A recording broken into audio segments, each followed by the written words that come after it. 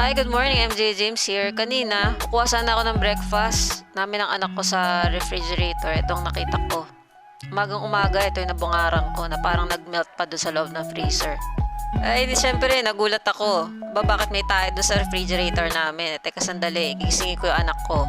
Baka na-misplace lang niya to kagabi. Uy, gabi gising nga. Nak, bakit may tayo sa ref? What? Anong tae, ma?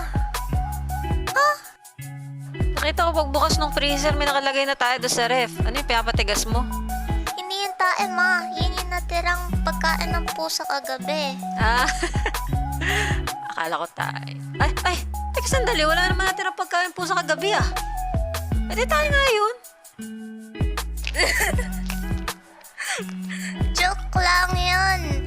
Gumawa ka ng sarili kong Play-Doh.